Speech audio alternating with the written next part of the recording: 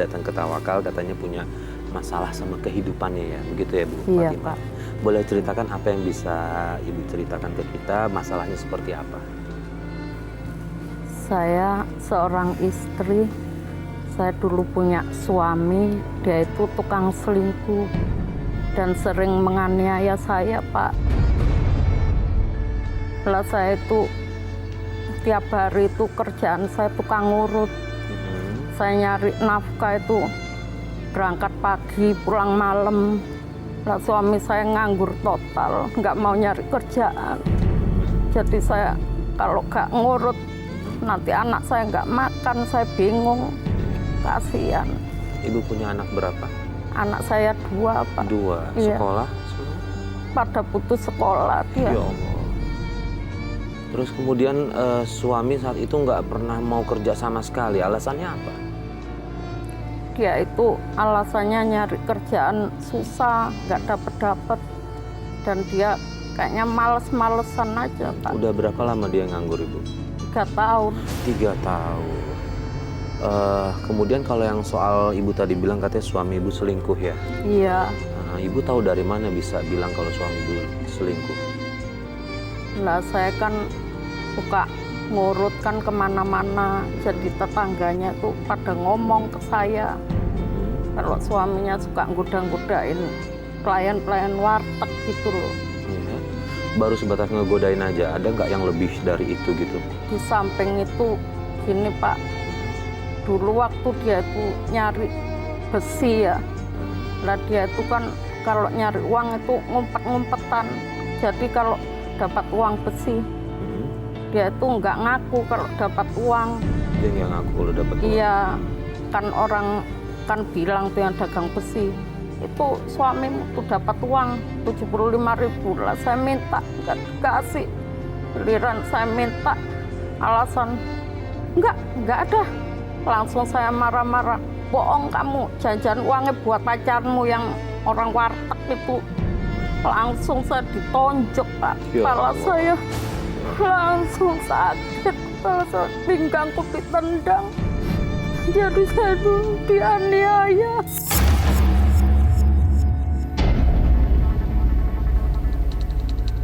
Mas, Apa sih, Ibu lagi nonton?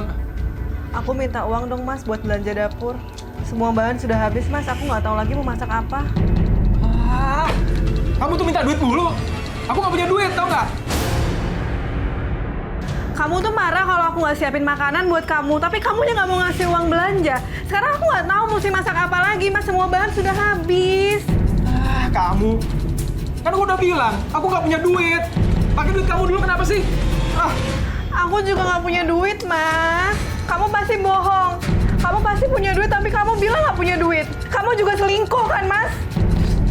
Sembarangan ya nuduh gue selingkuh. Kurang ajar lo. Ah.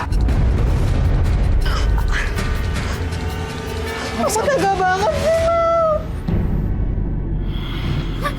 Sedih Pak. Ya udah, Pak Ustadz, Ya, ini Mas Farid. suaminya sudah tidak bertanggung jawab memberikan Ya. nafkah ke istri. Tapi begitu dapat uang, diduga itu uangnya habis untuk wanita lain. Ya. Dan juga melakukan kekerasan dalam rumah tangga nih Pak Ya. Ustadz. Ini adalah peristiwa yang seringkali kita temui Ya. di masyarakat, tapi banyak sekali korbannya tidak berani mengungkapkan. Ya. Maka yang dialami oleh ibu kita ini tentu menjadi pelajaran untuk kita, untuk ibu-ibu yang mengalami kekerasan dalam rumah tangga, sudah saatnya tidak mendiamkan. Ya. Karena dengan diam berarti proses nahi mungkar tidak terjadi. Jadi ibu sabar, yang pertama kami semua bersimpati dan berempati atas kejadian yang menimpa ibu. Tapi sejak detik ini kalau ada kekerasan atas nama apapun harus diungkapkan, harus dilaporkan, harus disampaikan. Karena Islam sangat mengecam sekali terhadap kezaliman. Dan perilaku suami terhadap istri yang tercintanya, yang harusnya dicintai dan disayangi, tapi justru dipukuli dan ditendang, itu adalah bentuk kezaliman yang nyata. Karena ketika seseorang sudah mengikrarkan akad nikah, Mas Farid, sejatinya orang itu sudah berani menanggung seluruh aspek lahir batinnya istri yang dinikahi. Maka ketika istri sakit, suami harus merasakan sakit. Ketika istri bahagia, suami pasti akan merasakan bahagia. Itu konsekuensi dari sebuah akdun nikah. Iya. Maka tidak masuk akal kalau orang yang menikah tapi justru menyakiti. Karena dalam satu riwayat disebutkan ketika akad nikah terjadi, langit itu bergemuruh. Iya. Langit bergemuruh dengan puji-pujian malaikat sekaligus cibiran malaikat. Malaikat memuji betapa mulianya orang ini yang berani menanggung amanah hamba Allah yang lain. Mereka mendoakan semoga keberkahan yang Allah berikan. Tapi sisi lain malaikat mengatakan, kok berani-beraninya orang ini mengurusi tanggung jawab terhadap orang lain yang dirinya sendiri belum tentu dia bisa tunaikan.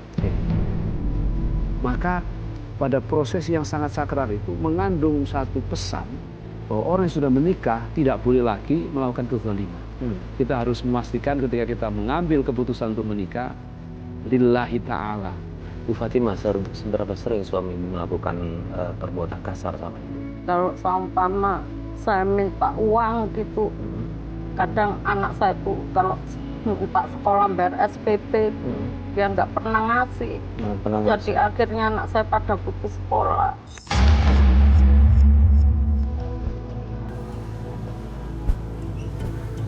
Bu, Kenapa, Nak? malu Bu ditegur sama ibu guru Kamu ditegur kenapa?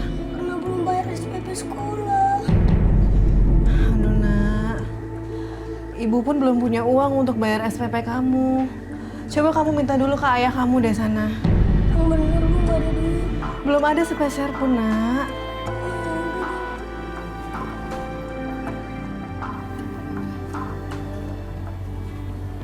Ya, minta duit ya buat bayar SPP. Udah 3 bulan ya nggak bayar SPP.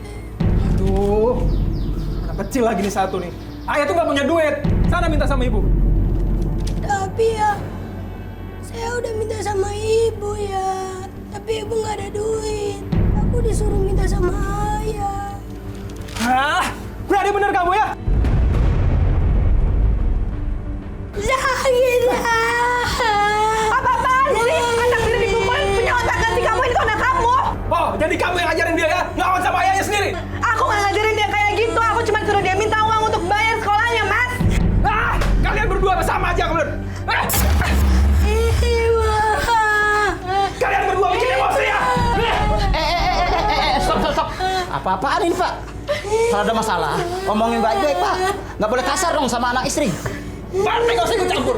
Ini urusan saya sama keluarga saya. Ngerti? Ah! Maaf ya, Pak ya. Saya bukan mau ikut campur urusan Bapak. Cuman, sebagai RT, udah tanggung jawab saya, Pak, untuk mengontrol keluarga saya. Kalau begini caranya, Bapak, daripada ribut-ribut di sini, mendingan ke kantor polisi aja, Pak ya.